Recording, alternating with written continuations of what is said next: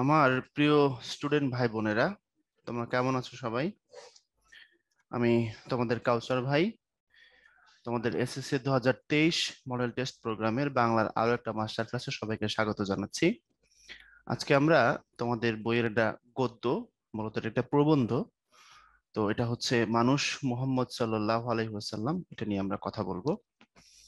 মানুষ মোহাম্মদ সাল্লাল্লাহু আলাইহি ওয়াসাল্লাম একটা কারণে পরীক্ষার দৃষ্টিকোণ থেকে খুব বিশেষ অর্থ বহন করে তোমাদের কাছে আমি জানি। সেটা হলো, এটা প্রথমত সাধু ভাষায় লেখা, এবং এখানে কখনো কখনো খুব কঠিন শব্দ ব্যবহার করা হয়েছে, তাই না? তো এই জন্য অনেকেই, আমার ব্যক্তিগত অভিজ্ঞতা বলে, আমি বিভিন্ন সময় প্রশ্ন পাইছি এখান থেকে এরকম, যে এই শব্দগুলোর অর্থ ভাইয়া বুঝতে পারি না, বা কোনটা দিয়ে কি বুঝাইছে। সবসময় আমরা এই অর্থগুলোকে বা অনুধাবনগুলোকে উদ্ঘাটন করতে পারি না, এরকম প্রবলেম আছে তোমাদের, আমি যতদূর জানি। তো আসো, সেগুলোর সলিউশন কিভাবে করা যায়, কেমনে পড়লে ভালো হয়, সেগুলো নিয়ে কথা বলবো। প্রথমত আমরা লেখক পরিচিতি থেকে কিছু তথ্য জানবো। এটা রাইটার হচ্ছেন মোহাম্মদ ওয়াজেদ আলী। ছবি দেখতে পাচ্ছ তোমরা এখানে। ওনার 1896 সালে জন্ম এবং 1954 সালে উনি মৃত্যুবরণ করছেন। জন্ম হয়েছিল সাতক্ষীরা জেলার বাঁশদহ গ্রামে।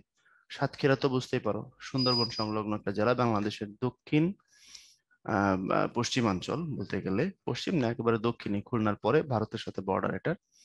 সাতক্ষীরা জেলার বাঁশদহ গ্রামে জন্ম ছিল ওনার, আর মারা গেছেন 1954 সালের 8 নভেম্বর, ওখানেই বাঁশদহে। আর মহামানুষ মহসিন থেকে শুরু করে ছোটদের হজরত মোহাম্মদ পর্যন্ত, এগুলো তার লেখা বই।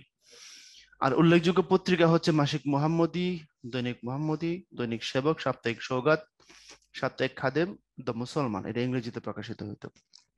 ওনার লেখক পরিচিতির মধ্যে একটা খুব দারুণ কথা আছে, তোমরা খেয়াল করছো কিনা? কথাটা হচ্ছে এমন: তার গদ্য শৈলী ঋজু, তার গদ্য শৈলী ঋজু, রচনা সাবলীল। খেয়াল করবা, এই কথাটা কিন্তু তার লেখক পরিচিতির মধ্যে দেওয়া আছে, তার গদ্য শৈলী ঋজু, রচনা সাবলীল। ভাইয়া, ঋজু শব্দের অর্থ হচ্ছে সহজ, সোজা আর কি। সোজা আমরা বলি না, সরল রেখা, বক্ররেখা সোজা যদি হয় তখন সেটাকে সরল বা ঋজু বা সহজ বলা হয়। আর সাবলীল শব্দের অর্থ যেটা পড়লে খুব সিম্পলি বুঝতে পারি, বুঝতে পারছো, স্পন্টেনিয়াস তোমরা যেটাকে বলো আর কি। কারণ পরীক্ষায় যদি কোনো সময় পরীক্ষার মধ্যে এই প্রশ্নটা তুলে দেয়, অর্থাৎ এই লাইনটা মনে করে তুলে দিল সামহাও দিয়ে, তাহলে সামহাও এই লাইনটা তুলে দিয়ে তোমাকে জিজ্ঞাসা করতে পারে যে তার গদ্যশৈলী ঋজু, রচনা সাবলীল, এটা দিয়ে মানে কাকে ইঙ্গিত করা হয় বা কার সম্পর্কে কথাটা বলা হয়। উত্তর হবে এটা মোহাম্মদ ওয়াজেদ আলী সম্পর্কে বলা হয়। এই ছিল কথা।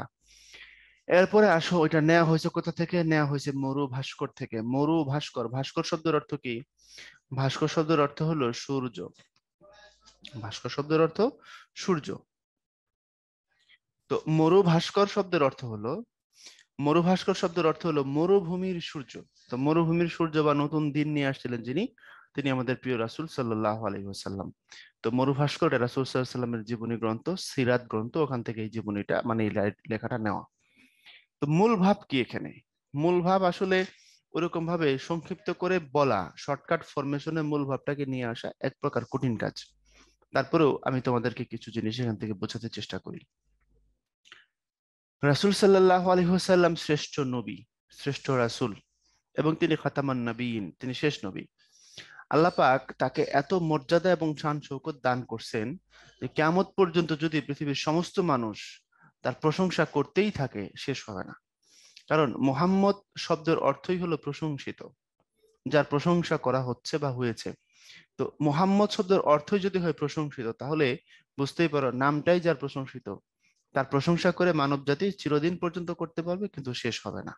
এটা হচ্ছে প্রথম কথা। দ্বিতীয় কথা, তো আমরা আমাদের রাসূল হিসেবে, নবী হিসাবে রাসূলের জীবনাদর্শকে অনুসরণ করার জন্য ওনার জীবন থেকে, ওনার সিরাত থেকে আমরা গুণাবলীগুলোকে নিজের মধ্যে ধারণ করার চেষ্টা করব। কারণ কোরআন শরীফে বলা আছে, আল্লাহ বলছেন, নিশ্চয়ই তোমাদের রাসূলের জীবনে তোমাদের জন্য রয়েছে সর্বোত্তম আদর্শ। সর্বোত্তম আদর্শ, ওয়াসওয়াতুন হাসানা, সবচেয়ে ভালো আদর্শ আছে তোমাদের রাসূলের জীবন। অর্থাৎ ক্ষমা কিভাবে করতে হয় সেটা রাসূলের কাছ থেকে শিখো, পরোপকারী কিভাবে হতে হয় সেটা রাসূলের কাছ থেকে শিখো, সৎ প্রতিবেশী কিভাবে হতে হয় সেটা রাসূলের কাছ থেকে শিখো, কিভাবে একজন আদর্শ বাবা, আদর্শ স্বামী, আদর্শ একজন সঙ্গী, কিভাবে একজন বিশ্বস্ত নেতা হইতে হয়, কিভাবে ভালো গুণাবলী এগুলো নিজের মধ্যে ধারণ করে সমাজকে সেবা দিতে হয়। এগুলো শিখতে হলে কোথা থেকে শিখতে হবে? বলছে তোমাদের রাসূলের জীবন থেকে শিখো। তিনি প্রেরিত হয়েছিলেন মানব জাতির, সমগ্র মানব জাতির শিক্ষক হিসাবে। সুতরাং তার জীবন থেকে আমরা শিখবো। তার জীবনে আমাদের জন্য সব থেকে বড় আদর্শ বিদ্যমান আল্লাহ দিয়েছেন। তো সেই আদর্শগুলোর কিছু বিবরণ আমরা এখানে পাই। নবীজি কেমন পরোপকারী ছিলেন, কতটা দয়ালু ছিলেন, কতটা ক্ষমাশীল ছিলেন, কতটা বুদ্ধির পরিচয় দিয়েছেন তিনি। এবং রাসূল সাল্লাল্লাহু আলাইহি ওয়াসাল্লাম যখন পৃথিবী থেকে ইন্তেকাল করলেন, বিদায় নিলেন, তখন সাহাবীরা রাসূলকে এতটাই ভালোবাসতেন যে সাহাবীরা নিজেদেরকে নিজেদের মধ্যে রাখতে পারেন নাই। সাহাবীরা অনেকেই, আমরা এখন আমাদের ভাষা যেটাকে বলি যে মাথা আওলা হয়ে যাও, আমরা প্রায় সময় বলি না, ওরকম ভাবে তারা নিজেদের নিয়ন্ত্রণ হারায় ফেলেছিলেন। এমনকি হজরতে ওমর রাদিয়াল্লাহু তাআলা আনহু পর্যন্ত। এখন ওমর রাদিয়াল্লাহু তাআলা আনহু পর্যন্ত বললাম এই কারণে, রাসূল বলেছিলেন যে আমার পরে যদি কেউ নবী হতো তাহলে সেটা ওমর হইতো। যেহেতু আমার পরে নবী হবে না, রাসূল বলতেছেন যেহেতু আমি খাতামান নবীন, হবে না কেউ, তবে যদি হইতো সেই যোগ্যতা ওমর রাখে। হযরত ওমর রাদিয়াল্লাহু তাআলা আনহুর এত জ্ঞান এবং এত মানে কি বলে এটাকে, বুদ্ধি এবং দূরদর্শিতা ছিল। যেমন অনেক সময় এমন হয়েছে, বিভিন্ন মাসলা মাসাইল সমস্যার সমাধানের ক্ষেত্রে রাসূল সাল্লাল্লাহু আলাইহি ওয়াসাল্লাম সাহাবীদের সাথে পরামর্শ করতেন। তো পরামর্শে এক একজন এক এক রকমের প্রস্তাব দিতেন, সেগুলো নিয়ে আলোচনা হইতো। তো নবীজি অপেক্ষা করতেন আল্লাহর পক্ষ থেকে কোনো সমাধান আসে কিনা, ওহীর জন্য তিনি অপেক্ষা করতেন। তো ওই যে আলোচনার মধ্যে হযরত ওমর রাদিয়াল্লাহু তাআলা আনহু যে প্রস্তাবগুলো দিতেন, ইয়া রাসূলুল্লাহ এটাকে এভাবে করা যায় কিনা, এটা সমাধানটা এরকম হইলে কেমন হয়, যে প্রস্তাবগুলো হযরত ওমর রাদিয়াল্লাহু তাআলা আনহু দিতেন, পরবর্তীতে দেখা গেছে আল্লাহর পক্ষ থেকে যখন ওহী আসতো, ওই সমাধানগুলো ওমরের প্রস্তাবের সাথে মিলে যাইতো। অর্থাৎ আল্লাহ পাক ওমর রাদিয়াল্লাহু তাআলা আনহু যেমন প্রস্তাব দিয়েছেন, ওই টাইপের সমাধানগুলো পাঠাইতেন। এজন্য ওনার কথাগুলো পরবর্তীতে বাস্তবায়িত হয়ে যেত। এজন্য আল্লাহ রাসূল সাল্লাল্লাহু আলাইহি ওয়াসাল্লাম বলছেন যে উমরের মধ্যে এত চমৎকার বুদ্ধি আছে, দূরদর্শিতা আছে। যদি আমার পরে কেউ নবী হইতো, হয়তোবা সেটা উমর হইতো। যেহেতু কেউ হবে না, তাই হবে না। বুঝতে পেরেছো? এবং রাসূল সাল্লাল্লাহু আলাইহি ওয়াসাল্লামের ইন্তেকালের পরে, বিদায়ের পরে, ইসলামের চারজন খলিফা, খোলাফায়ে রাশিদিন থেকে শুরু করে আজ পর্যন্ত ইসলামী বিশ্বে হযরত উমরের মতো এত চমৎকার শাসক আর দ্বিতীয় কেউ আসেননি। ইসলামের ইতিহাসের শ্রেষ্ঠ শাসক ছিলেন হযরত ওমর রাদিয়াল্লাহু তাআলা আনহু। সেই ওমর নিজের নিয়ন্ত্রণ রাখতে পারেননি। রাসূল সাল্লাল্লাহু আলাইহি ওয়াসাল্লাম বিদায় নিয়েছেন পৃথিবীর থেকে, ওমর হাতের তরবারি নিয়ে লাফ দিয়ে উঠছে, বলছে কেউ যদি বলে এই কথা যে রাসূল মারা গিয়েছেন, ইন্তেকাল করেছেন, তার মাথা যাইবে, তাকে আমি কেটে ফেলবো। অর্থাৎ ওমর এটা মানতে পারতেছিলেন না যে রাসূল মৃত্যুবরণ করতে পারেন, রাসূল আমাদের থেকে বিদায় নিতে পারেন। কথা বোঝা গেছে? এবং হযরত বেলাল তোমাদের প্রবন্ধের মধ্যে নাই, হযরত বেলাল এমন আচরণ করছেন যে পাগলের মতো। হযরত বেলাল বলছেন যে যে মদিনায় রাসূল নাই, এই মদিনায় আমি কি করে থাকি? আমি যখন আগে আজান দিতাম মসজিদে নববীতে, আশহাদু আন্না মুহাম্মাদুর রাসূলুল্লাহ বলতাম, রাসূলকে মিম্বরে বা তার হুজরায় দেখতাম, আমি ইশারা করে বলতে পারতাম। যখন আমি আজান দিতাম আমি রাসূলকে দেখায় দেখায় বলতাম আশহাদু আন্না মুহাম্মাদুর রাসূলুল্লাহ। কিন্তু আজকে যখন আমি আজান দিতে উঠবো, আমি তো দেখবোই মিম্বরটা খালি, আমি তো রাসূলকে দেখবো না। ওই দৃশ্য আমি নিতে পারবো না, ওই দৃশ্য আমি সহ্য করতে পারবো না। সুতরাং যে মদিনে রাসূলের দেখা পাওয়া যাবে না আর কোনোদিন, সেখানে আমি থাকবো না, আমি থাকতে পারি না। এভাবে সাহাবীদের মধ্যে একটা শোকের মাতম তৈরি হয়ে গেছিল। সাহাবীরা ম্যাক্সিমাম নিজেদেরকে হারায় ফেলাইছিলেন। কিন্তু তখন ওই যে আবু বকর, তোমরা হয়তো বা জেনে থাকবে, রাসূল সাল্লাল্লাহু আলাইহি ওয়াসাল্লামের যত সাহাবী আছেন এবং সাহাবীদের পরে আজ পর্যন্ত যত উম্মত আছেন, তার মধ্যে সর্বশ্রেষ্ঠ উম্মত, সবচেয়ে বেশি নেককার কে? হযরত আবু বকর রাদিয়াল্লাহু তাআলা আনহু। সময়ের অভাবে হয়তোবা সব কথা আজকে বলতে পারছি না, কারণ হযরত আবু বকর রাদিয়াল্লাহু তাআলা আনহু রাসূলের জন্য বা ইসলামের বিপদে আপদে বা প্রয়োজনে এমন ভাবে স্যাক্রিফাইস গুলো করছেন, এটা ইসলামের ইতিহাসে দ্বিতীয় কোনো উদাহরণ আর নাই। এক হিজরতের রাতে হযরত আবু বকর রাদিয়াল্লাহু তাআলা আনহু যা করছেন, এটা দ্বিতীয় কোনো দৃষ্টান্ত বা উদাহরণ ইসলামের হিস্ট্রিতে আর নাই। বোঝা গেছে? সেই আবু বকর দুর্দিনের সময় সব সময় একদম সমাধানকারী, ত্রাণ করতে আবু বকর তখন সমস্ত সাহাবীদের সামনে দাঁড়াইলেন, দাঁড়ায় বললেন, তোমরা শোনো, তোমাদের মধ্যে যদি এমন কেউ থেকে থাকো যে হযরত মুহাম্মদ সাল্লাল্লাহু আলাইহি সাল্লামের পূজা করেছো বা তার ইবাদত করেছো, তাহলে তোমরা জেনে রাখো তিনি ইন্তেকাল করেছেন। আর যারা এক আল্লাহ মহান রবের ইবাদত করেছো, তোমরা জেনে রাখো রব অবিনশ্বর, সৃষ্টিকর্তা অবিনশ্বর। এই কথা বলার পরে সমগ্র যারা সাহাবী ছিল, যারা তখন শোকের মাতম করতেছিল, তারা চুপ হয়ে গেল। তিনি বুঝাইলেন যে রাসূল সাল্লাল্লাহু আলাইহি ওয়াসাল্লাম একজন রাসূল, একজন মানুষ। তার আগে পৃথিবীতে বহু রাসূল এসেছেন, তারা কেউ শহীদ হয়েছেন, কেউ মৃত্যুবরণ করেছেন, মৃত্যু হয়েছে সবার। আমাদের রাসূল পৃথিবীতে আসছেন, তিনিও আমাদের থেকে চলে যাবেন, এটাই তো বিধান। আল্লাহ তো কোরআনের মধ্যে বলছেন, হে রাসূল আপনিও ইন্তেকাল করবেন, তারাও ইন্তেকাল করবে। কোন একটা কোরআনের আয়াতে আল্লাহ বলছেন কাফেরদের প্রসঙ্গটাই না, যে তারাও ইন্তেকাল করবে, আপনিও ইন্তেকাল করবেন। আর এক জায়গায় বলা আছে কুল্লু নাফসিন যায়কাতুল মাউত, সমস্ত প্রাণী মৃত্যুর স্বাদ গ্রহণ করবে। সুতরাং রাসূল আমাদের রাসূল, রাসূল সমস্ত মানবীয় গুণাবলীর আধার, রাসূল সৃষ্টি জগতের মধ্যে শ্রেষ্ঠ, রাসূল রহমাতুল্লিল আলামিন, সমগ্র সৃষ্টির জন্য রহমত। আল্লাহ যত সৃষ্টি করেছেন তার মধ্যে সর্বশ্রেষ্ঠ। আল্লাহ খালিক, রাসূল মাখলুক। সৃষ্টির মধ্যে শ্রেষ্ঠ, রাসূলদের মধ্যে শ্রেষ্ঠ, নবীদের মধ্যে শ্রেষ্ঠ। কিন্তু তিনি তো মানুষ, তিনি পৃথিবীতে আসছেন, আবার পৃথিবী থেকে বিদায় নেবেন। এটাই সিস্টেম, এটাই নিয়ম। তাই বলে তিনি যে আদর্শ, যে শিক্ষা তোমাদেরকে দিয়ে গেলেন, তোমরা কি সেটা মাথা পেতে গ্রহণ করবে না? রাসূল কি জন্য পৃথিবীতে এসেছিলেন, কি জন্য এত সংগ্রাম করলেন, কি জন্য এত কষ্ট করলেন, ত্যাগ তিতিক্ষার ভিতর দিয়ে গেলেন, সেটাকে তোমরা মনে করবে না? সেটাকে স্মরণে রাখবে না? সেই আদর্শকে কি তোমরা বুকের মধ্যে ধারণ করবে না? সেটা করা উচিত। তখন হযরত ওমরের, লেখা আছে, শিথিল অঙ্গ মাটিতে লুটাইল। অর্থাৎ হযরত ওমর বুঝতে পারলেন, শান্ত হলেন, এবার কান্না শুরু করলেন, সাহাবীরা শান্ত হইলেন। বোঝা গেছে? এভাবেই শুরু তোমাদের প্রবন্ধটা। তারপর রাসূল সাল্লাল্লাহু আলাইহি সাল্লামের অনেক ত্যাগ তিতিক্ষা, সংগ্রাম, হিস্ট্রি এবং বিভিন্ন গুণাবলীর বিবরণ রয়েছে। তো সেগুলো নিয়ে আমরা একটু আলোচনা করি, চলো দেখি। দেখো, বীরবাহু উমর উলঙ্গ তরবারি হাতে লাফিয়ে উঠলেন। উলঙ্গ তরবারি মানে খাপছাড়া তলোয়ার। মুহাম্মদ আবু বকর শেষ পর্যন্ত হযরতের মৃত্যু শয্যার পাশে ছিলেন। রাসূল যখন ইন্তেকাল করেন তখন রাসূলের পাশে শেষ পর্যন্ত যারা ছিলেন তাদের একজন হচ্ছে আবু বকর। রাসূল বলেছেন, আমি তোমাদেরই মতো একজন মানুষ মাত্র। রাসূল বলেছেন মক্কার মানুষদেরকে যে দেখো, আমি তোমাদের মতোই মানুষ। আমার কাছে আল্লাহ তোমাদেরকে শিক্ষা দেওয়ার জন্য ওহী প্রেরণ করেছেন। সুতরাং এক আল্লাহর ইবাদত করো, সে সত্যকে গ্রহণ করো। কোরআনের আয়াত, মুহাম্মদ মৃত্যু তোমাদেরও তোমারও ভাগ্য, তাহাদেরও ভাগ্য, একটু আগে যেটা বলছি। মুহাম্মদ সাল্লাল্লাহু আলাইহি ওয়াসাল্লাম মানুষের মন আকর্ষণ করেছিলেন মানবীয় গুণাবলী দ্বারা। অর্থাৎ একজন মানুষ হিসাবে মানুষের হৃদয় মন আকর্ষণ করার জন্য যত ধরনের কোয়ালিটি বা গুণাবলী দরকার, সবকিছু রাসূলের মধ্যে ছিল, এটা বলছেন। কুটির স্বামী আবু মাবদ মেষপাল চড়াতে গিয়েছিলেন। এখানে একটা ঘটনা আছে। রাসূল যখন হিজরত করতেছিলেন, মানে মক্কা থেকে যখন মদিনায় যাচ্ছিলেন, তখন রাস্তায় একটা ঘরে উনি বিশ্রাম নিয়েছিলেন। তো মরুভূমির মাঝখানে তো বিশ্রাম নেওয়ার ওরকম ব্যবস্থা নাই। একটা বাড়ি ছিল, যে বাড়িতে বাড়ির মানুষেরা এরকম ছিল যে মানুষ আসা যাওয়ার পথে তারা তাদেরকে বিশ্রাম দিতেন।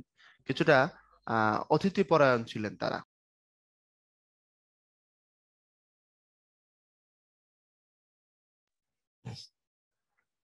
তো ওই বাড়িতে যিনি কর্তা তাকে বলা হয়েছে আবু মাবদ। মাবদ হচ্ছে সন্তান, আবু শব্দের অর্থ বাবা, আবু মাবদ।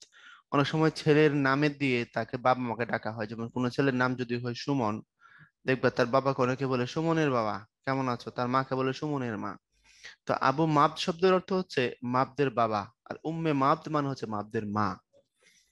তো যাই হোক, আবু মাবদ বাসায় ছিলেন না, উম্মে মাবদ ছিলেন। তখন রাসূল সাল্লাল্লাহু আলাইহি সাল্লাম এবং হযরত আবু বকর রাদিয়াল্লাহু তাআলা আনহুকে তারা ছাগলের দুধ দিয়ে তৃষ্ণা নিবারণ করতে দিলেন, পানীয় হিসেবে দিলেন। রাসূল বিশ্রাম করলেন, ওখানে কিছুক্ষণ থাকলেন। তো রাসূল যখন সেখান থেকে বিদায় নিয়ে চলে গেলেন, চলে যাওয়ার পরে যখন ঘরে ফিরল কুটির স্বামী, অর্থাৎ ওই ঘরের কর্তা আবু মাদ, তখন উম্মে মাদ মানে তার স্ত্রী ওই লোককে বলতেছে যে আজকে একজন মানুষকে দেখলাম, যিনি সাধারণ মানুষ, আমরা যেমন মানুষ দেখি সাধারণত এমন না, তিনি একটু অন্যরকম, দেখতে এবং শুনতে, কথায়, সমস্ত দিক থেকে অন্যরকম। কেমন? রাসূল সাল্লাল্লাহু আলাইহি সাল্লামের রূপ লাবণ্যের বর্ণনা তখন তিনি দিয়েছেন। কিভাবে দিয়েছেন? বলছেন এভাবে, যে তিনি খুব বেশি লম্বা না, আবার একদম বেটে না, খুব মোটাও না, আবার একদম চিকনও না, মানে কৃষ্ণ নন, একদম শুকনো না, অতিরিক্ত লম্বা না, একদম বেটে না। যতটুকু দরকার ততটুকু তার মধ্যে উচ্চতা। হাদিসে আসছে, মানে সাহাবীদের বিবরণে আসছে যে রাসূল সাল্লাল্লাহু আলাইহি সাল্লাম দেখতে কেমন ছিলেন। তো এই বিবরণ আর এই বিবরণের মধ্যে যদি আমরা মিলেই যদি বলি, রাসূল অতিরিক্ত লম্বা ছিলেন না একদম বেটে ছিলেন না, খুব শুকনা ছিলেন না, খুব মোটা ছিলেন না। রাসূল সাল্লাল্লাহু আলাইহি সাল্লামের এই যে বুক মোবারক চওড়া এবং সেটা কিছুটা উঁচু ছিল। আর পেট যেটা, এই যে আমার যেমন ভুঁড়ি আছে তোমরা দেখতে পাচ্ছ না হয়তো, তো এরকম ভুঁড়ি ছিল না রাসূল সাল্লাল্লাহু আলাইহি সাল্লামের। পেটটা ছিল ফ্ল্যাট, কোনো কোনো বিবরণে আসছে পেটটা পিছন নিচের দিকে ভিতরের দিকে কিছুটা চাপা ছিল। শেষ বয়সে পেটে সামান্য মাংস বেড়ে গিয়েছিল, তবে সেটা বুককে ছাপায় সামনে আসে নাই। বুঝা গেছে? অর্থাৎ আমরা এখন ব্যায়াম ট্যায়াম করে শরীরকে যেরকম করে ফিট রাখি, যেমনটা রাখি, রাসূল সাল্লাল্লাহু আলাইহি ওয়াসাল্লাম প্রাকৃতিক ভাবেই ওনার দেহটা এরকম সুন্দর আর মারাত্মক সুগঠিত ছিল, আল্লাহ তাকে এভাবেই সৃষ্টি করেছিলেন। তারপরে ওই মহিলা মানে উম্মে মাত বিবরণ দিচ্ছে উনি কেমন। বলছে তার অতি সুন্দর দুটো চোখ, এখানে খুব যুক্ত ভ্রু, ঘন ভ্রু। তারপরে তুমি দেখবো ওখানে বলা আছে তার সুউচ্চ গ্রীবা। গ্রীবা শব্দের অর্থ হচ্ছে ঘাড়, এটাকে বলা হয় গ্রীবা। ঠিক আছে, সুউচ্চ গ্রীবা মানে হচ্ছে যতটুকু উঁচু দরকার ততটুকু উঁচু গ্রীবা। একদম যদি বেটে গ্রীবা হয়, ঘাড়টা যদি খুব ছোট হয় দেখতে ভালো দেখায় না, আবার যদি খুব জিরাফের মতো লম্বা হয় অদ্ভুত দেখায়। তো বলছে সুউচ্চ, যতটুকু দরকার ততটুকু উঁচু গ্রীবা। তারপরে তার যে চুল, বলছে তার যে চুলটা ছিল লম্বা, সুদীর্ঘ কুঞ্চিত কেশপাশ দেখবা বলা আছে। অর্থাৎ আগে তোমাদের রাসূল সাল্লাল্লাহু আলাইহি ওয়াসাল্লামের চুলের তিনটা সুন্নত বলি। তিন রকমের চুল কিন্তু সুন্নতের। এক, খুব ছোট হয়ে যাবে কদম ছাটের মতো, সামনে পিছনে একদম সব দিকে ছোট হবে। দুই, বাবরি হবে। বাবরি বুঝো? এই যে কান দেখতেছো না, কানের যে লতিটা, এই কানের লতি বরাবর পেছন দিকে চুলগুলো লম্বা হবে, এরকম করে বাবরির মতো করে হবে। এটা হচ্ছে 2 নম্বর। 3 নম্বর আরেকটা সুন্নাত, যেটা রাসূল সাল্লাল্লাহু আলাইহি ওয়াসাল্লামের চুল বেশিরভাগ সময় যেমন থাকতো, চুলগুলো সামনের চুলগুলো পেছন দিক চলে যাবে, লম্বা হবে এবং কিছুটা এরকম ঘাড় পর্যন্ত চলে যাবে, গিয়ে চুলের যে মাথাটা আছে আগাটা, এটা কিছুটা এরকম বাঁকা হয়ে যাবে। তো লম্বা চুল হলে সাধারণত পেছনটা কেমন হয়, একটু বাঁকা হয়ে যায়। তখন আরবের পুরুষরা যেমন করে তোমার পাগড়ি বাঁধে না মাথার মধ্যে, তো যখন চুলটা লম্বা থাকে আর পাগড়িটা বাঁধে, তখন ওই পেছন দিকের চুলটা কিছুটা যে ঘাড় পর্যন্ত যেটা, ওই পেছনের আগাটা চুলের মাথাটা কিছুটা এরকম করে বাঁকা হয়ে থাকে।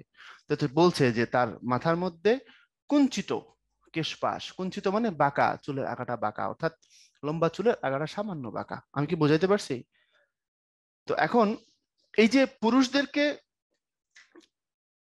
পরিপাটি থাকার জন্য, সুন্দর থাকার জন্য রাসূল সাল্লাল্লাহু আলাইহি ওয়াসাল্লাম নির্দেশ দিয়ে গেছেন চুল কিভাবে রাখতে হবে। 3 রকমের সুন্নাত আছে, যে কোনো একটা চাইলে কোনো পুরুষ ফলো করতে পারে।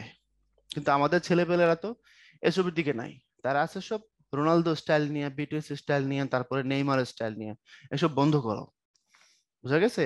চুল কিভাবে রাখতে হয়, হয় ছোট করে রাখো, দেখতে যেভাবে ভালো লাগে মোটামুটি, অদ্ভুত লাগে না, আর না হয় তুমি কোন একটা সুন্নাত অবলম্বন করতে পারো। তো বলছে আমি দেখলাম তার চুলগুলো হচ্ছে এমন, এবং তিনি যখন কথা বলেন মধুবর্ষী তার বয়ান, কথা শুনলে মনে হয় তার মুখ থেকে মধু আসতেছে, অত্যন্ত সুন্দর। রাসূল যখন কথা বলতেন, সাহাবীরা বলছেন যে তিনি খুব জোরে বলতেন না, একেবারে আস্তেও বলতেন না। যত মানুষ সামনে থাকতো সবাই শুনতে পারতো রাসূলের কথা, রাসূল কি বোঝাতে চাচ্ছেন। এবং কখনো কখনো তিনি একটা গুরুত্বপূর্ণ কথা যদি হইতো তিনি 3 বার করে বলতেন, কখনো কখনো জোর দিয়ে বলতেন।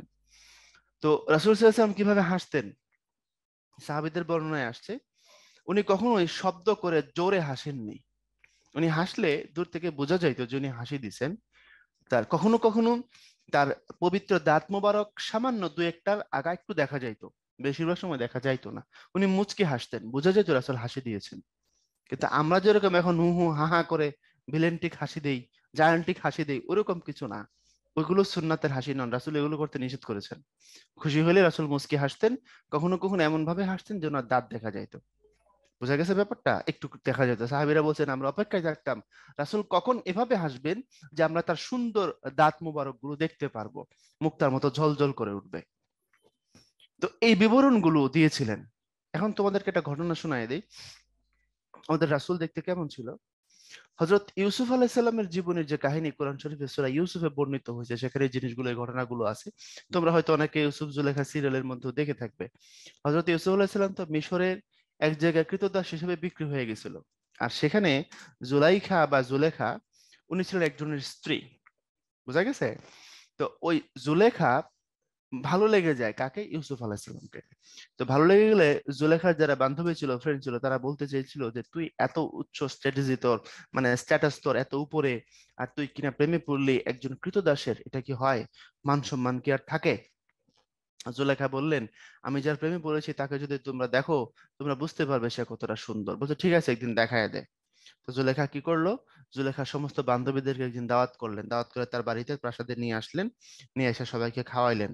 খাওয়ানোর পরে বলছেন যে সবার হাতে আমি একটা করে ফল দিব, ওই ফল দেওয়ার পরে একটা ছুরিও দিব, আমি যখন বলবো তখন তোমরা ছুরি দিয়ে ফল কাটবা, তারপরে খাবা, এর আগে কিন্তু খাবা না। বলছে ঠিক আছে। তো বড় হল ঘর, সবাই বসে আছে যে যার মতো করে, আমরা এখন পার্টি বলতে যেমনটা বুঝি আর কি, সবাই সবার মতো করে আছে, জম্পেশ খাওয়া দাওয়া হয়েছে। এরপরে একদম শেষের দিকে তাদের জন্য পানীয় বা শরবত পাঠাইছে, কাকে দিয়ে? হযরত ইউসুফ আলাইহিস সালামকে দিয়ে। হযরত ইউসুফ আলাইহিস সালামকে আদেশ করা হয়েছে, যাও তুমি সবাইকে শরবত সার্ভ করো। তো তিনি যখন ওই গেট দিয়ে, দরজা দিয়ে যখন ভিতরে ঢুকলেন, ঢোকার সাথে সাথে ওই দিক থেকে জুলেখা সবাইকে ডাক দিয়ে বলছে, এক কাজ করো, তোমাদের হাতে তো একটা করে ছুরি দেওয়া আছে, ফলও দেওয়া আছে, এবার তোমরা ওই ছুরি দিয়ে ফল কাটো আর খাও। তো তারা ছুরি দিয়ে ফল কাটতে গেছে, তখন ইউসুফ আলাইহিস সালাম ওই হল ঘরে ঢুকছে। তো সব মেয়ে ইউসুফ আলাইহিস সালামের দিকে যখন চোখ পড়লো, তারা এতটাই বিমোহিত হইলো, এতটাই তারা নিজেদেরকে হারিয়ে ফেললো, যে তারা ইউসুফ আলাহিসাল্লামের দিকে তাকায়া ওই ছুরি দিয়ে ফল কাটা হাত কাটা ফেলাইছে। হাত থেকে রক্ত পড়তেছে ফ্লোরে টপ টপ করে, কিন্তু কারো কোনো খবর নাই।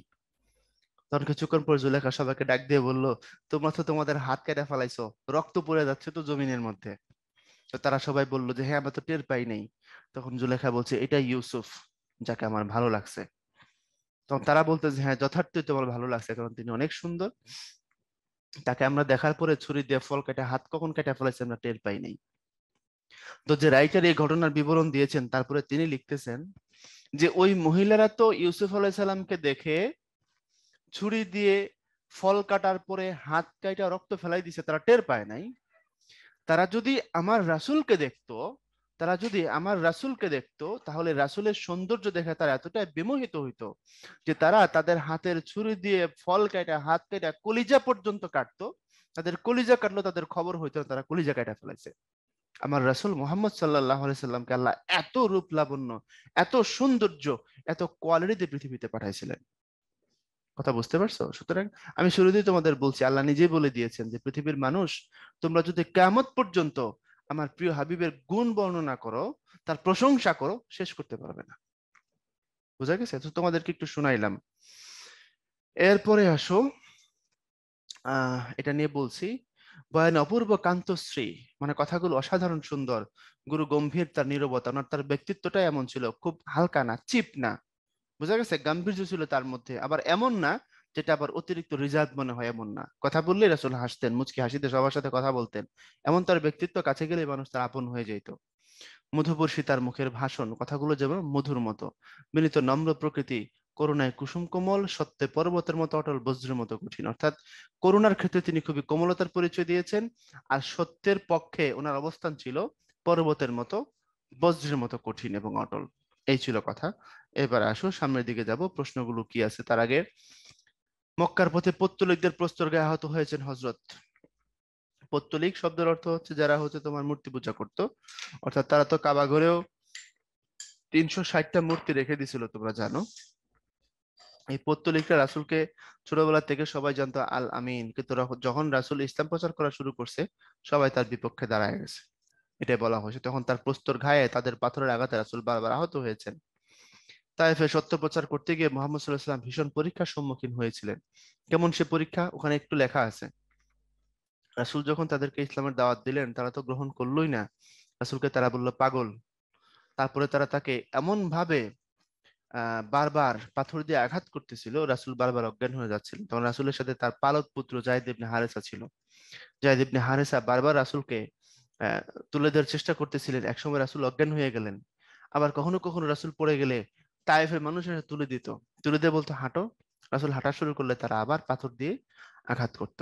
ওই অবস্থায় হযরত জিবরাইল আলাইহিস সালাম আসছেন, আল্লাহ পাঠাইছেন।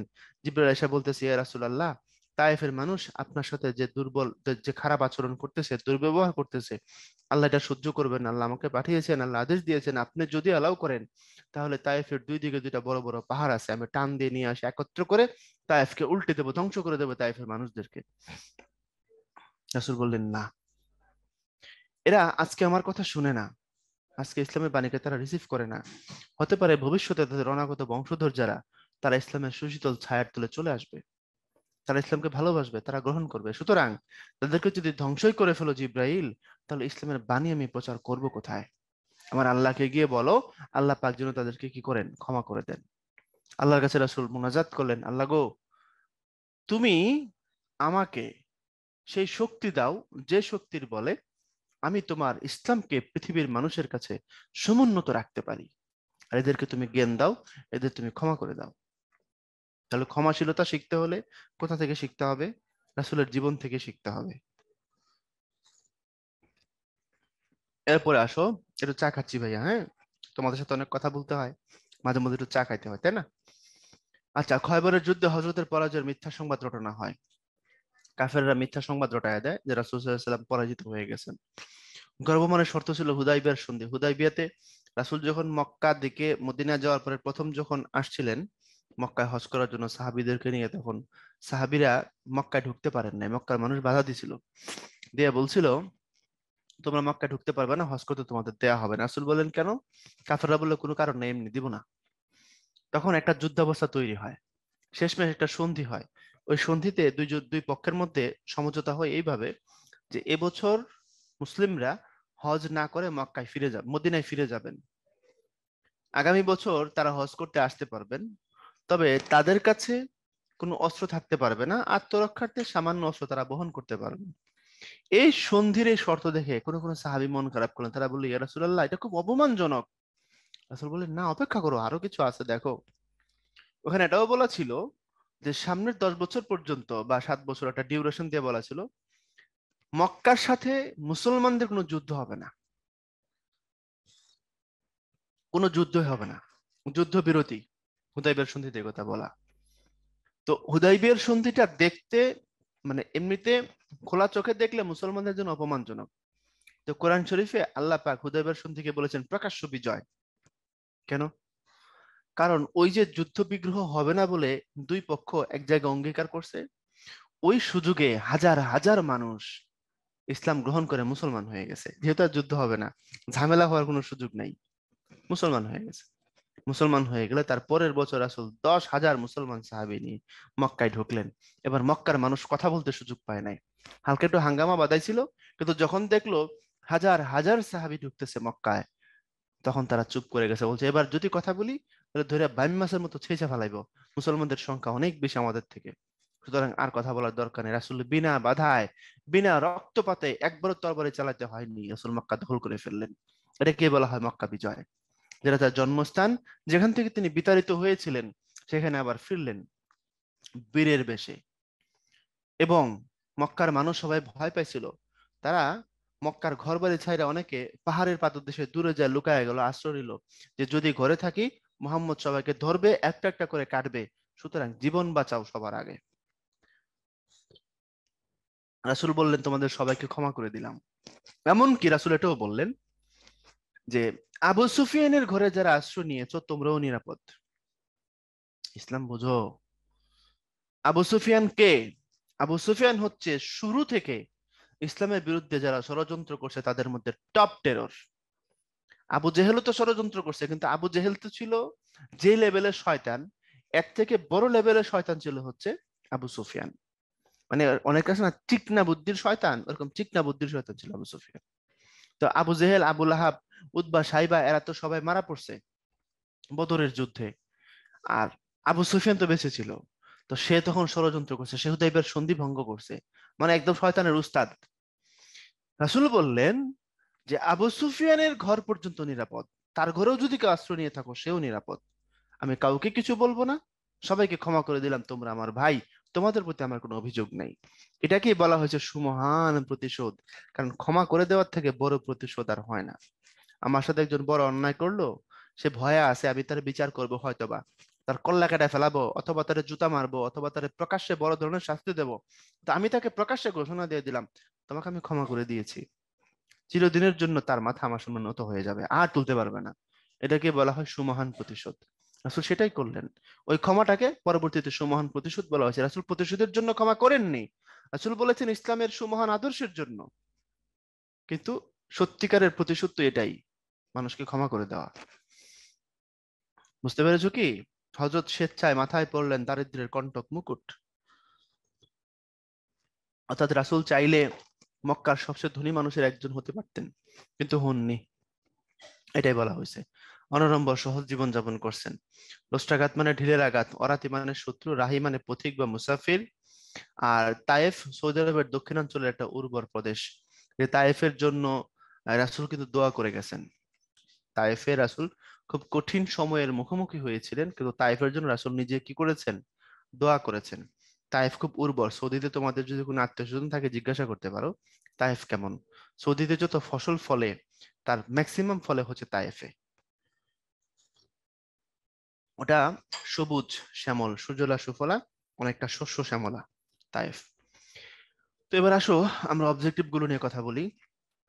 আশা করি আমার আলোচনায় ম্যাক্সিমাম কথা চলে আসছে।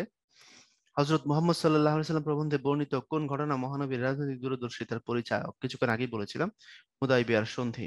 কারণ এটার তোমার ভবিষ্যৎ ইম্প্যাক্ট কি হবে কাফেররা বুঝতে পারে নাই।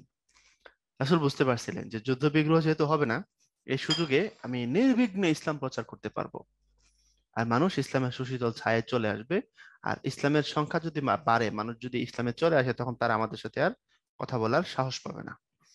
মানুষ সাল্লাল্লাহু প্রবন্ধে উল্লেখিত কোন যুদ্ধে হযরতের পরাজয়ের মিথ্যা গুজব ছড়িয়ে পড়ে? খয়বরের যুদ্ধে। আচ্ছা, তারপরে আসো, যে মোরে দিয়েছে বিষে ভরা বান, আমি দেই তারে বুক ভরা গান, কাটা পেয়ে তারে ফুল করি দান, সারাটি জনম ভর আপন করিতে কাঁদিয়া বেড়াই, যে মোরে করেছে পর। জসীমউদ্দিনের প্রতিদান কবিতার লাইন এটা। তোমরা কলেজে আসলে প্রতিদান কবিতাটা পাবা। প্রতিদানে বলা হয়েছে এক কথা, আমি তোমাদের শর্টকাটে বলে দিই: যে আমার চূড়ান্ত ক্ষতি করে, যে আমার জন্য অনিষ্ট বা অকল্যাণ কামনা করে, যে আমার পথে বাধা দেয়, তার জন্য আমার বুক ভরা ভালোবাসা, তার জন্য আমার পক্ষ থেকে শুধু শুভাকাঙ্ক্ষী হওয়া। এটাই।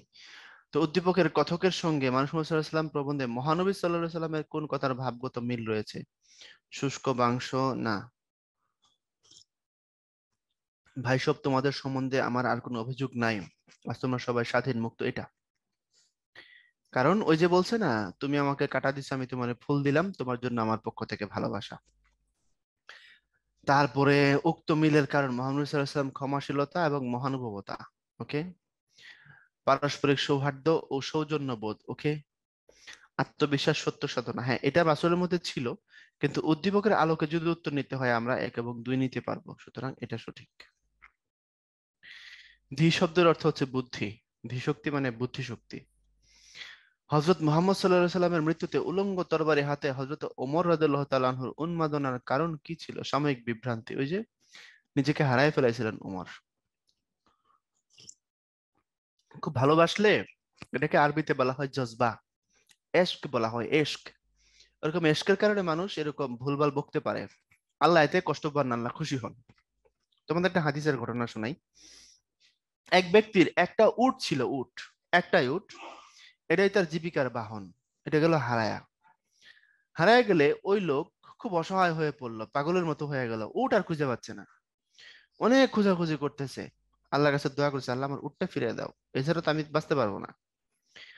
তো এক সময় সে উট ফিরে পাইছে। সে ঘুমায় ছিল, ঘুম থেকে উঠে দেখে গাছের নিচে উট ফিরে আসছে। তখন সে যে উটের জন্য পাগল প্রায় হয়ে গেছিল, যেটা তার জীবিকার একমাত্র বাহন, সেই উট পায়া সে গেছে আওলায়া। আওলায়া গিয়ে সে বলছে, আল্লাহ, আমি তোমার আল্লাহ, তুমি আমার বান্দা। বোঝা গেছে? মানে উল্টা বলে ফেলছে আর কি। আল্লাহর কাছে শুকরিয়া করতে গিয়ে তার বলা উচিত ছিল এটা, তুমি আমার রব, আমি তোমার বান্দা। না বলে উল্টা বলছে, বলছে আমি তোমার রব, তুমি আমার বান্দা। আওলায়া বলে ফেলাইছে। তো এই কথা সাহাবীরা শুনে রাসূল সাল্লাল্লাহু আলাইহি সাল্লামের কাছে আসছে। আশা বলছে, ইয়া রাসূলুল্লাহ, ও তো এরকম কথা বলছে। সে বলছে, হ্যাঁ, নাকি রব, আল্লাহ নাকি বান্দা। রাসূল সমাধান দিলেন, এটা ইশক, এটা প্রেম, এটা জজবা। সে ইচ্ছা করে বলে নাই, স্লিপ অফ টাং বলি না আমরা। আল্লাহর প্রতি তার ভক্তি, আল্লাহর প্রতি তার প্রেম, আল্লাহর প্রতি তার কৃতজ্ঞতা শকর এত বেশি, নিজের সে ধরে রাখতে পারে নাই, উল্টা বলে ফেলাইছে। এতে করে আল্লাহ কষ্ট পান না, আল্লাহ খুশি হন ওই প্রেম দেখে। তুমি ইচ্ছা করে বললে কাফের হয়ে যাবা, ইচ্ছা করে বললে তুমি শেষ হয়ে যাবা, কিন্তু ওই যে প্রেমের কারণে, ওই যে টানের কারণে বের হয়ে গেছে। বুঝা গেছে? এই জন্য হযরত মুহাম্মদ সাল্লাল্লাহু আলাইহি সাল্লামের বিদায়ের ফলে উমর যে আউলায়া গেল, সাময়িক বিভ্রান্তি, এটা ভালোবাসার থেকে হয়। এরপরে স্থিতধী মানে বুদ্ধিমান হযরত আবু বকর রাদিয়াল্লাহু তাআলা আনহু রাসূলের প্রতি শ্রদ্ধা নিবেদনের সীমারেখা সৃষ্টি করেন, শোকের মাতম থামাতে, বিশৃঙ্খলা দূর করতে, সকলের চেতনা ফেরাতে। আমরা তো এখান থেকে তিনটে নিতে পারি। তারপরে মহানবী সাল্লাল্লাহু আলাইহি ওয়াসাল্লাম প্রবন্ধে মহানবী সাল্লাল্লাহু আলাইহি ওয়াসাল্লামকে কোন ক্ষেত্রে কুসুম কোমল বলা হয়েছে? আমরা একটু আগেই পড়ে আসছি সেটা। করুণার ক্ষেত্রে কুসুম কোমল। এদের জ্ঞান দাও প্রভু, এদের ক্ষমা করো। উক্তিতে রাসূলের কোন গুণ প্রকাশ পাইছে? ক্ষমাশীলতা। তারপরে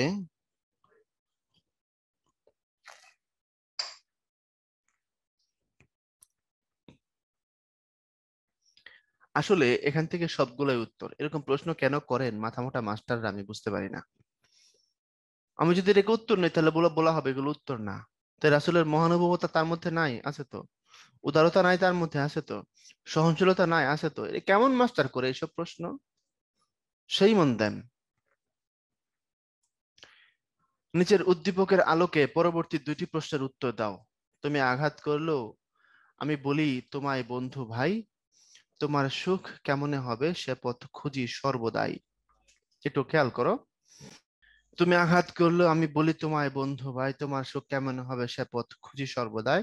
অনুচ্ছেদের চরণদের ভাবার্থ কোন রচনার বিষয়বস্তুকে নির্দেশ করে? মানুষ মোহাম্মদ সাল্লাল্লাহু আলাইহি ওয়াসাল্লাম। উক্ত রচনার বিষয়বস্তুতে প্রকাশ পেয়েছে মহানুভবতা, পরোপকারিতা, ক্ষমাশীলতা।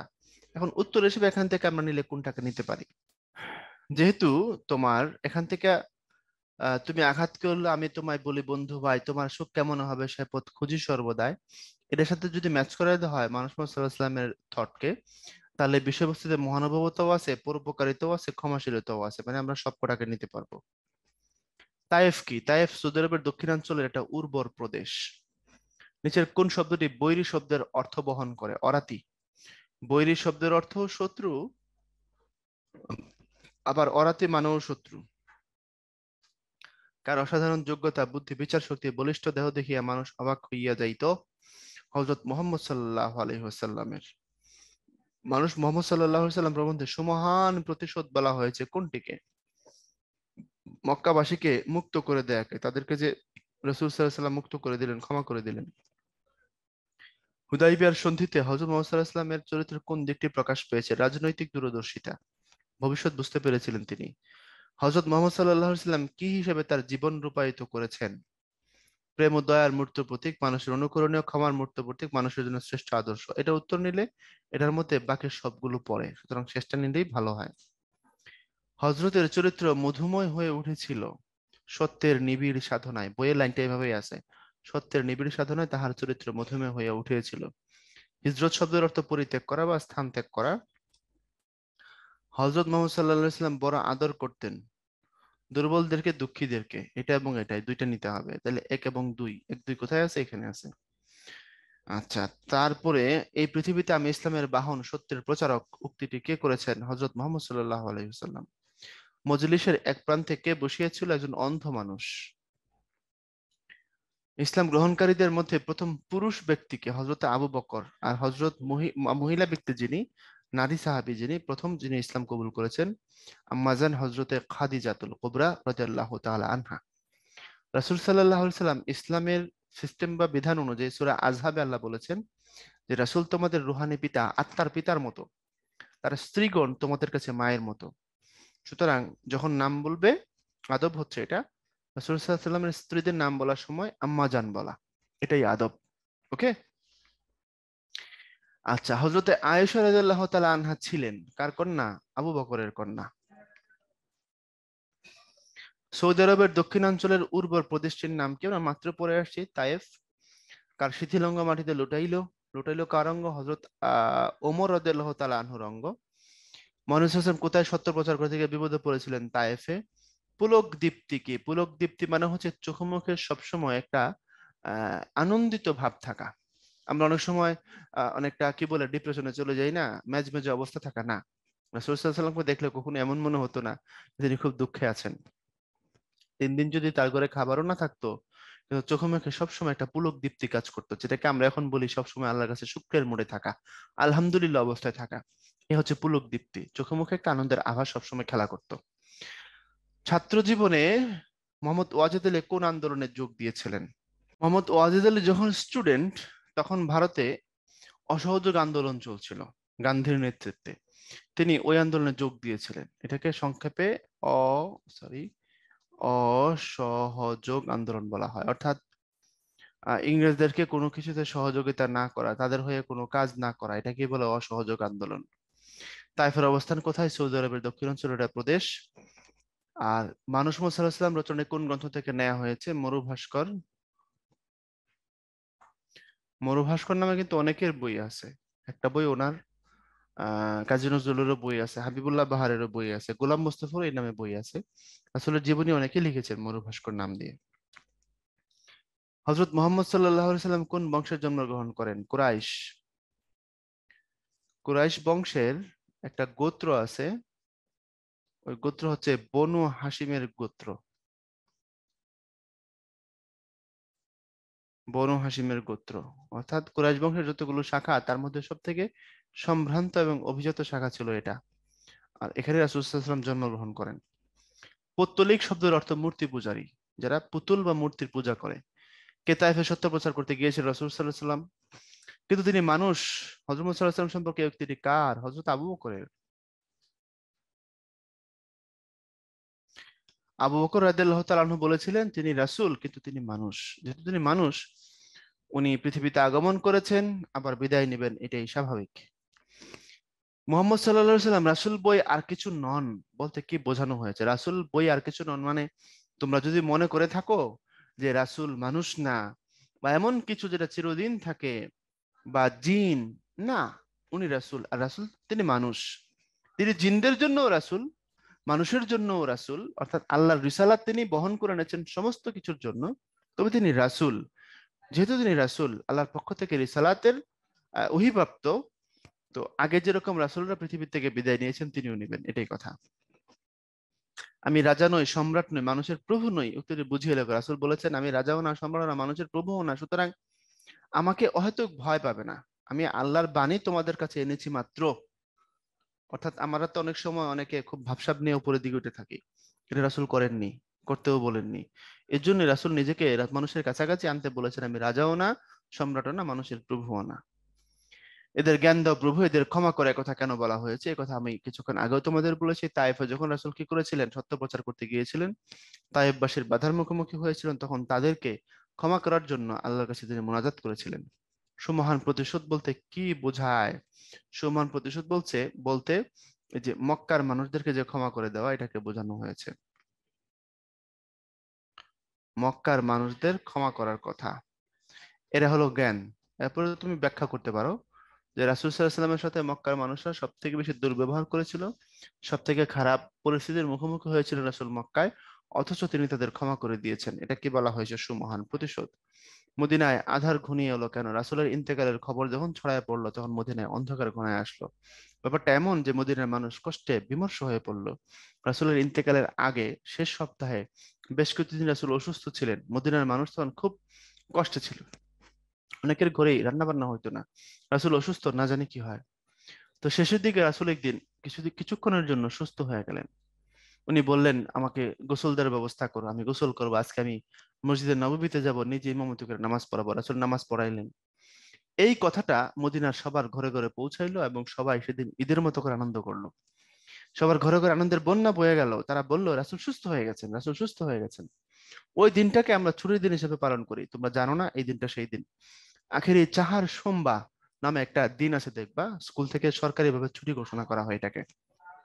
আমি আবার বলি, আখেরি চাহার সোমবার, ওই দিনটা যেদিন রাসূল কি করেছিলেন, রাসূল জীবনের শেষ সময়টা বেশ কিছুদিন অসুস্থ ছিলেন, বারবার জ্বর আসতো, রাসূল অজ্ঞান হয়ে যেতেন মাঝে মধ্যে। তো ওই দিন রাসূল সকাল থেকে সুস্থ বোধ করছিলেন। সুস্থ বোধ করার পরে খাওয়া দাওয়া করলেন, একটু গোসল করলেন, নামাজ পড়ার জন্য মসজিদে নববীতে গেলেন। ওই দিনটা মদিনার মানুষের জন্য আনন্দের ছিল, মুসলমান হিসেবে আমাদের জন্য আনন্দের। ওই মদিনাবাসীর সেই আনন্দের জায়গাটার সাথে আমরা একাত্ম হওয়ার জন্য আমরাও সেই দিনটাকে ছুটি বা আনন্দের দিন হিসেবে নিয়েছি। ওটার নামে আখেরি চাহার সোমবার। দেখবা স্কুল বন্ধ থাকে ওই দিন। মদিনায় আধার ঘনিয়ে এলো কেন? বললাম এই কথা। তারপরে আমি এমন এক নারীর সন্তান, সাধারণ শুষ্ক মাংসই ছিল যাহার নিত্যকার আহার্য। রাসূল বলেছেন মক্কায় তোমরা যেমন পরিবারে যেমন পরিবেশে যেভাবে বড় হয়েছো, সে কষ্টের ভেতর দিয়ে আমিও বড় হয়েছি, আমি তোমাদেরই একজন। সুতরাং আমার জন্য ভয় পাও না। ওই যে এক রাসূলকে একজন এক প্রশ্ন করতে আয়েশা কাঁপতেছিল, খুব নার্ভাস হয়ে গেছিল। রাসূল বললেন যে না, ভয় পাবা না, আমি এমন এক নারীর সন্তান, সাধারণ শুষ্ক মাংস যার নিত্যকার আহার্য ছিল, অর্থাৎ তোমাদের মতোই সাধারণভাবে সাধারণ মক্কার ফ্যামিলিতে আমি বড় হয়েছি, আমাকে দেখে অতিরিক্ত ভয় পেও না। এরপরে আসো আমরা কিছু উচ্চতর দক্ষতার প্রশ্ন নিয়ে কথা বলি, মানে অপ্রয়োগ এবং উচ্চতর দক্ষতা।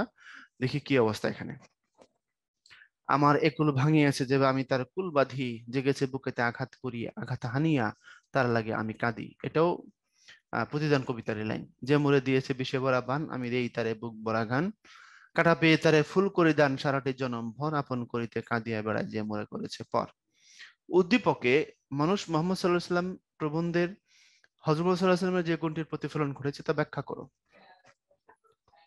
ক্ষমা এবং উদারতা, নয় তাই না? ক্ষমাশীলতা। আচ্ছা, সেটার প্রতিফলন ঘটেছে তা ব্যাখ্যা করো। অর্থাৎ রাসূলের জন্য, রাসূলের জীবনকে কষ্টদায়ক করার জন্য মক্কার মানুষ হেন কোনো কাজ নাই, করে নাই। একবার তো রাসূল কাবার পাশে নামাজরত অবস্থায় সেজদা দিয়েছেন, মক্কার মানুষ উটের পচা নাড়ি ভুড়ি অনেকগুলো রাসূলের উপরে চাপায় দিয়েছে, রাসূল তার মধ্যে চাপা পড়ে গেছেন। রাসূল উঠতে পারতেছে না, কেউ একজন দৌড়ে এসে রাসূলের কন্যা ফাতেমাকে ডেকে বলল, তোমার বাবার সাথে এরকম আচরণ করা হয়েছে।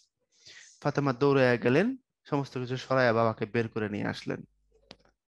বুঝতে পারছো কথা? মানে হেন কোনো খারাপ আচরণ নাই যেটা রাসূলের সাথে করা হয় না, কিন্তু রাসূল কি করলেন?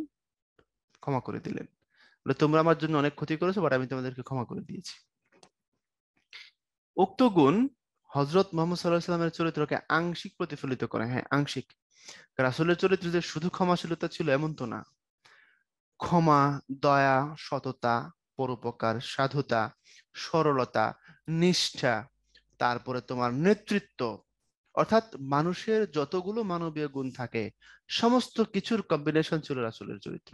সুতরাং এই ক্ষমাশীলতা বা উদারতা, এটা রাসূল সাল্লাল্লাহু আলাইহি সাল্লামের চরিত্রের একটা আংশিক দিককেই কেবলমাত্র আমাদের সামনে দেখায়। অর্ধ পৃথিবী করেছো শাসন, ধুলার তাকতে বসি, খেজুর পাতার প্রাসাদ তোমার বারে বারে গেছে খসি, সাইমম ঝরে পড়েছে কুটির, তুমি পরনি কোন নুয়ে, ঊর্ধ্বের যাহারা পড়েছে তাহারা, তুমি ছিলে খারাপ হয়ে। শত প্রলোভন বিশ্বাস বাসনা ঐশ্বর্যের মদ, করেছে সালাম দূর হতে সব, ছুঁইতে পারেনি পদ। এটা কাজী নজরুল ইসলামের উমর ফারুক কবিতার লাইন, উদ্দীপকটা। আগে তোমাদের বইয়ে এটা ছিল, কবিতাটা এখন আর নাই।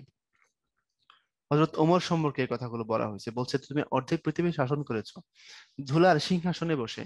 অর্থাৎ ওমর যখন খলিফা ছিলেন উনি, ইসলামী সাম্রাজ্য তখন প্রায় অর্ধেক পৃথিবীটা বিশাল। তো তিনি সবটা পরিচালনা করছেন মসজিদে নববীর মিম্বরে বসে। তো মসজিদে নববী তখন এরকম পাকা গর্জিয়াস না, ধুলার তখত, তখত মানে সিংহাসন, ধুলার সিংহাসনে বসছো। আর হযরত ওমর যে ঘরে থাকতো সেটা খেজুর পাতা দিয়ে বানানো ছিল, তো এটাকে বলা হয়েছে খেজুর পাতার প্রাসাদ। বলছে এটা সাইমুম ঝড়ে, মরুভূমিতে এক ধরনের ঝড় হয়, ধূলি ঝড়, বালুর ঝড়, এটাকে সাইমুম ঝড় বলে। তো এই ঝড়ে তোমার প্রাসাদ বারবার খসে পড়ে গেছে, কিন্তু তুমি তো পড়ো নাই। যারা তোমার থেকে বেশি বড় হওয়ার চেষ্টা করেছিল তারা পড়ে গেছে, কিন্তু তুমি ভুঁয়ে মাটিতে তুমি সোজা হয়েছিলে। প্রলোভন, বাসনা, বিলাস, ঐশ্বর্যের মত তোমাকে টাচ করতে পারে না, সবকিছু দূর থেকে তোমাকে সালাম করেছে, কাছে আসতে পারেনি। আচ্ছা, মানুষ মুহাম্মদ সাল্লাল্লাহু আলাইহি ওয়াসাল্লাম প্রবন্ধের সাথে উদ্দীপকের সাদৃশ্য কোথায়, ব্যাখ্যা করো। তো উদ্দীপকের মধ্যে কি বলা হয়েছে বলতো? বলা হয়েছে অনেক বেশি সুযোগ থাকার পরেও অনাড়ম্বর জীবনযাপনের কথা বলা হয়েছে, তাই না? তো মানুষ মুহাম্মদ সাল্লাল্লাহু আলাইহি ওয়াসাল্লামের মধ্যে এটাও তো আছে। রাসূল চাইলেই মক্কার সব থেকে ধনী হইতে পারতেন, কিন্তু তিনি হননি। রাসূল চাইলেই তিনি সব থেকে বিলাসী জীবনযাপন করতে পারতেন, কিন্তু তিনি করেননি। বহু মানুষ রাসূলের কাজ করে দেওয়ার জন্য প্রস্তুত ছিল, রাসূল সেটা গ্রহণ করেননি। রাসূলের সুন্নাত কি? নিজের কাজ নিজে করা। বুঝতে পেরেছো কথা? তাহলে এই যে উদ্দীপকের মধ্যে যেটা বলা হয়েছে, এটা রাসূলের জীবনকেই একটা অংশকে প্রতিফলিত করে। উদ্দীপকের চেয়ে মানুষ মুহাম্মদ সাল্লাল্লাহু আলাইহি ওয়াসাল্লাম প্রবন্ধের ভাব অধিকতর গভীর ও ব্যাপক। হ্যাঁ, মন্তব্য ঋষি, তুমি কি একমত? অবশ্যই একমত। কারণ এখানে অনাড়ম্বর জীবনযাপনের কথা বলা হয়েছে কেবল, আর মানুষ মুহাম্মদ সাল্লাল্লাহু আলাইহি ওয়াসাল্লাম প্রবন্ধে বলা হয়েছে রাসূলের আরো ব্যাপক গুণের বিস্তারিত বিবরণ, টুকটাক সংক্ষেপে যতটা দেওয়া যায় দেওয়া হয়েছে। এখানে একটা জায়গা আছে অনাড়ম্বর জীবন, এর বাইরে ক্ষমা, দয়া, উদারতা, নিষ্ঠা, নেতৃত্ব, যা কিছু বললাম এতক্ষণ ধরে সবকিছু ওই জায়গায় বর্ণনা করা আছে। হযরত নূহ আলাইহিস সালাম ধর্ম ন্যায়ের পথে চলার জন্য সকলের প্রতি আহ্বান জানান। এতে মাত্র 40 জন মানুষ সাড়া দেন। বাকিরা সবাই তার বিরোধিতা শুরু করে নানা অত্যাচারে তাকে অতিষ্ঠ করে তোলে। এই অত্যাচারের মাত্রা সহনাতীত হলে তিনি এক পর্যায়ে অত্যাচারের বিরুদ্ধে আল্লাহর কাছে ফরিয়াদ জানান। আল্লাহর হুকুমে তখন এমন বন্যা হয় যে ওই 40 জন বাদে সকল অত্যাচারী ধ্বংস হয়ে যায়। আচ্ছা, এরপরে দেখো কি হযরত নূহ আলাইহিস সালাম যে দিক দিয়ে হযরত মুহাম্মদ সাল্লাল্লাহু আলাইহি ওয়াসাল্লাম থেকে ভিন্নতা ব্যাখ্যা করো। হ্যাঁ, নূহ আলাইহিস সালামের সারা জীবন দশায় উনি যত মানুষকে দাওয়াত দিয়েছেন মাত্র 40 জন এই দাওয়াত রিসিভ করেছিল। তো বাকিরা রিসিভ করে নাই, আর উল্টা তার উপরে খেপছে। শেষে ধৈর্য হারায় নূহ আলাইহিস সালাম আল্লাহর কাছে মোনাজাত করেন, আল্লাহ গো, এরা কথা শুনে না, এদেরকে তুমি ধ্বংস করে দাও। তো নূহ আলাইহিস সালাম এই দোয়া করার পরে আল্লাহ বলেন কবুল। বললেন, নূহ রে, তুমি তোমার যারা কথা শুনেছে তাদেরকে নিয়ে প্রত্যেক প্রাণীর এক জোড়া করে নিয়ে বড় একটা নৌকা বানাও, তার মধ্যে ওঠো, বাকিটা দেখো আমি কি করি। নূহ আলাইহিস সালাম তাই করলেন। 40 দিন ধরে বড় রকমের ঝড় বন্যা বৃষ্টি চললো এবং সব ধ্বংস হয়ে গেল। নূহ আলাইহিস সালাম এবং আল্লাহর অনুগত বান্দা যারা তারা বেঁচে গেলেন, তাই না? তো এখানে যে দিক থেকে ব্যতিক্রম, নূহ আলাইহিস সালাম কষ্ট পায় আল্লাহকে বলেছিলেন ধ্বংস করে দাও। রাসূল সাল্লাল্লাহু আলাইহি ওয়াসাল্লাম কষ্ট পাইছেন কিন্তু আল্লাহকে বলেননি তুমি ধ্বংস করে দাও। কথা ক্লিয়ার? দ্বিতীয়ত, নূহ আলাইহিস সালামের কথা শুনে আল্লাহর তাওহীদকে স্বীকার করেছেন, গ্রহণ করেছেন 40 জন মানুষ। আমাদের প্রিয় নবী, তার কথা শুনে হাজার হাজার মানুষ। কথা বুঝতে পেরেছো? আচ্ছা, তারপরে দেখো হযরত নূহ আলাইহিস সালামের চরিত্রে কি ধরনের পরিবর্তন আনলে মুহাম্মদ সাল্লাল্লাহু আলাইহি সাল্লামের একটি বিশেষ গুণ তার মধ্যে ফুটে উঠতো। তোমার উত্তরের পক্ষে যুক্তি দাও, কি ধরনের পরিবর্তন আনলে, অর্থাৎ ক্ষমাশীলতা। যদি তিনি ক্ষমাশীলতার মধ্যে আসতে পারতেন, তিনি তো অবশ্যই ক্ষমাশীল ছিলেন, আর মানে এই না আমার নূহ আলাইহিস সালামের চরিত্রকে বা গুণকে অসম্পূর্ণ ইনকমপ্লিট বলছি না। নবী রাসূলরা মাসুম, ওনারা হচ্ছেন বেগুনাহ, তারা নিষ্পাপ। নূহ আলাইহিস সালাম, এটা তার সীমাবদ্ধতা নয়, আল্লাহই সমস্ত কিছু তাকে দিয়ে বাস্তবায়ন করাইছেন। কথা বুঝতে পারছো? নবী রাসূলরা দোষ ত্রুটির ঊর্ধ্বে, মনে রাখতে হবে, এটা এটা বিশ্বাস করা, এটা আকীদা, এটা ঈমান। কারণ তারা মাসুম, বেগুনা, তারা নিষ্পাপ। তাদের মধ্যে খোলা চোখে যদি কোনো ত্রুটি তোমার চোখে পড়েও থাকে, তুমি সেটাকে ত্রুটি হিসেবে নিতে পারবে না, নিলে গুনাহ হবে। এগুলো মানুষকে শিক্ষা দেওয়ার জন্য, মানুষের জন্য লেসন হিসাবে রাসূলদের, নবীদের জীবনে আল্লাহ পাক এগুলোকে রাখেন ছোট ছোট আকারে। রাসূল যদি কোনো নামাজ ছেড়ে না দিয়ে সবগুলো নামাজ ওয়াক্তে পড়তেন, তাহলে আমাদের জন্য এখন পরবর্তীতে নামাজের ওয়াক্ত চলে গেলে আমরা যে পড়ে পড়ে নেই, এই বিধান আসতো না। আমার কথা বুঝতেছো? কেউ যদি মনে করো ফজরের নামাজ কোনো কারণে পড়তে না পারে, তাহলে সে পড়ে বেলা হয়ে গেলেও পড়তে পারবে। কিন্তু এটা কখন আসছে? রাসূল যখন একবার করেছেন তারপরে। রাসূল যদি না করতেন এই বিধানই আসতো না, তা আমরা তো বিপদে পড়তাম। কথা বুঝতে পারছো কি? সুতরাং আল্লাহ রাসূলদেরকে দিয়ে মাঝে মধ্যে এরকম কিছু করাবেন, এগুলো আমাদের জন্য যেন সহজ হয় বিষয়টা। তাই বলে এগুলোকে রাসূলদের দোষ বা ত্রুটি হিসেবে ধরলে ঈমান থাকবে না। ক্লিয়ার? তো এই জন্য কাজা নামাজ, রাসূল নামাজ কাজা করেছিলেন বলে আমাদের সেই সুযোগ হয়েছে, নইলে হইতো না। কারণ তুমি যদি বলো যে রাসূলেরও ভুল হয়, উনিও নামাজ কাজা করছেন, নাউজুবিল্লাহ মিন জালিক, ঈমান চলে যাবে, সাথে সাথে ঈমান চলে যাবে। খবরদার। তো নূহ আলাইহিস সালামকে দিয়ে আল্লাহ এটা করাইছেন। উনি অতিষ্ঠ আল্লাহকে মোনাজাত দিচ্ছেন, আল্লাহ গো, আমি আর পারি না, এরা কথা শুনে, তুমি ধ্বংস করে দাও। ধ্বংস করে দিলেন। এটা পরবর্তী জামানার উম্মতদের জন্য মেসেজ, যে কথা না শুনলে ধ্বংস হইতে হবে। ক্লিয়ার? তবে আমরা যদি উদ্দীপকের আলোকে বলি আর কি, বলার জন্য যদি বলি, তাহলে বলতে পারি তাহলে ক্ষমাশীলতা আসলে তাইলে এই এই এই বিষয়টা অন্যরকম হতে পারতো। মানে যদি নূহ আলাইহিস সালাম আর একটু ক্ষমা করতেন আর কি, অর্থাৎ উনি তো আর মুহাম্মদ সাল্লাল্লাহু আলাইহি সাল্লাম থেকে বেশি ক্ষমাশীল নন। মুহাম্মদ সাল্লাল্লাহু আলাইহি সাল্লাম সর্বশ্রেষ্ঠ মানুষ, নবী রাসূল সমগ্র সৃষ্টির মধ্যে। তবে নূহ আলাইহিস সালাম চাইলে ক্ষমাশীল যদি হইতেন, তাহলে ওই বিশেষ গুণটা তার মধ্যে ফুটে উঠতো। এটাই। ইমন সাহেবকে সবাই অত্যন্ত সৎ ও ভালো মানুষ হিসেবে চিনেন। অফিসে তিনি সততা ও নিষ্ঠার সাথে কাজ করেন। এ কারণে ইমন সাহেব কিছু সহকর্মী বিরাগ ভাজন হন, অর্থাৎ সহকর্মীরা দেখতে পারে না। মানে আজকাল তো অফিসে ঘুষ না খাইলে সবাই বলে আনস্মার্ট, হ্যাঁ, বুঝতে পারে না, হাবলা ক্যাবলা এসব বলে, এবং অনেকে পছন্দ করে না আর কি। সুযোগ পেলেই তারা তাকে নানাভাবে ব্যঙ্গ বিদ্রুপ ও নাজেহাল করার চেষ্টা করে। ইমন সাহেব বুঝতে পারলো তার অবস্থান থেকে এতটুকু সরে আসেননি। তিনি তাদেরকে এরূপ কাজ করতে নিষেধ করেননি, বলছেন না আমি দুর্নীতি করবো না, তোমরা করলে তোমরা সেটা করো, আমি তোমাদের হ্যাঁ না কিছুই বলি না। আচ্ছা দেখো, দেখি কি অবস্থা। সহকর্মীদের ব্যঙ্গ বিদ্রুপে ইমন সাহেবের চরিত্রে মহানবীর কোন গুণটি ফুটে উঠেছে? মানুষ মোহাম্মদ সাল্লাল্লাহু আলাইহি ওয়াসাল্লাম প্রবন্ধের আলোকে ব্যাখ্যা করো। এটাকে দুই দিক থেকে বলা যায়। একটা হচ্ছে তোমার সততা প্লাস সহনশীলতা। এখন উনি সৎ ছিলেন বলেই না ব্যঙ্গ বিদ্রুপের শিকার হয়েছেন, তাই সহনশীলতা এটা ভালো উত্তর। বুঝতে পারছো? তার মধ্যে সহনশীলতা ফুটে উঠছে। আদর্শ মানুষ হতে হলে ইমাম সাহেবকে মহানবী সাল্লাল্লাহু আলাইহি ওয়াসাল্লামের আর কোন গুণগুলো অর্জন করতে হবে? মানুষ মোহাম্মদ সাল্লাল্লাহু আলাইহি ওয়াসাল্লাম প্রবন্ধের আলোকে বিশ্লেষণ করে দেখো। ইমন সাহেব সৎ ছিলেন, সহনশীল ছিলেন, কিন্তু ইমন সাহেব বুঝতে পারার পরে অবস্থান থেকে সরে আসেননি, তিনি তাদেরকে এরূপ কাজ করতে নিষেধও করেননি। এটাই হচ্ছে তার সীমাবদ্ধতা। কারণ তুমি সৎ কাজের আদেশ করবা, অসৎ কাজের নিষেধ করবা। ক্লিয়ার? উনি সৎ ছিলেন, সহনশীল ছিলেন, কিন্তু তিনি সৎ কাজের আদেশ করেননি, অসৎ কাজের নিষেধ করেননি, যেটা রাসূলের মধ্যে ছিল। সুতরাং এই গুণগুলো তাকে আরো কি করতে হবে? অর্জন করতে হবে। মিথ্যার বিরুদ্ধে দাঁড়াতে হবে, প্রতিবাদ করতে হবে। রাসূলের জীবন থেকে এই গুণগুলো তাকে অর্জন করতে হবে। ওকে ভাইয়া? এই ছিল কথা তোমাদের সাথে আজকে মানুষ মোহাম্মদ সাল্লাল্লাহু আলাইহি ওয়াসাল্লাম নিয়ে। চেষ্টা করেছি যতটা সহজভাবে তোমাদেরকে বিষয়গুলো ধরায় দেওয়া যায়, কতটুকু পারছি জানি না। আল্লাহ তোমাদের জন্য ভবিষ্যৎ জীবন সুন্দর করে দিক। সবাই ভালো থাকো। আবার কথা হবে। আল্লাহ হাফেজ।